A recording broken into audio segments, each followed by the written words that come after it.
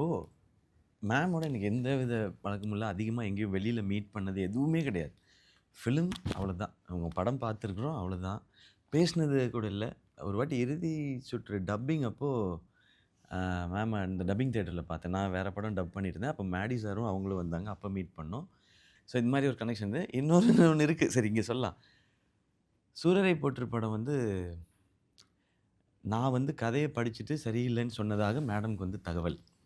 தகவல். Ma'am script என்ட்ட குடுத்ததாக அவங்களுக்கு தகவல். எனக்கு செட் ஆகலன்னு. ஆனா அந்த ஸ்கிரிப்ட் எனக்கு வந்து சேரவே இல்ல. சும்மா சொல்றாருங்க. அவருக்கு போயிருக்கு. அவரு வந்து எனக்கு வந்த தகவல் என்னன்னா, இது வந்து என்ன இது இந்த படம் கஜினி மாதிரி ஸ்கிரிப்ட்ல அப்படின்னு சொல்லிட்டு அவர் ரிஜெக்ட் பண்ணாருன்னு சொல்லிட்டு எனக்கு இல்ல, இல்ல. வந்துச்சு செய்தி. மேம் நான் சொன்னேன், ஐயையோ இந்த ஆக்டருக்கு வந்து கஜினி மாதிரி ஸ்கிரிப்ட்னா பண்ணணும் தானே, ஏன் பண்ணல அப்படின்னு சொல்லிட்டு இல்ல, இல்ல மேம். நிறைய மேம் நட இப்போ எக்ஸாம்பிளுக்கு ஒண்ணு சொல்றேன் மேம். மாநாடு வந்து பாதியில ஃபர்ஸ்ட்டு ஒரு ஷெட்யூல் முடிச்சுட்டு நிறுத்திட்டாங்க. அப்போ அத நான் என்ன வச்சு கன்டின்யூ பண்ணலான்னு சொல்லி சொன்னாங்க. ஃபர்ஸ்ட்டு சொல்லும்போது இந்த படம் சூப்பர் ஹிட்டே ஆகும். விபி சார்ட்ட மட்டும் சொல்லுங்க. இது சிம்பு சார வச்சு தான் கன்டின்யூ பண்ணணும். ஏன்னா இது ஆரம்பிச்சாச்சு அவர வச்சு.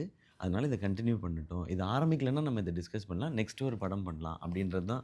இதுதான் மேம். நமக்கு இப்படி இருக்கிறது தான் எனக்கு பெட்டரா இருக்கும். நான் இல்லன்னா அது அவர் சொல்லியிருப்பேனே மேம். ஏன் ஒரு வேளை பிடிக்கலன்னா கூட ஏன் பிடிக்கலன்னு சொல்லியிருப்பேனே மேம்.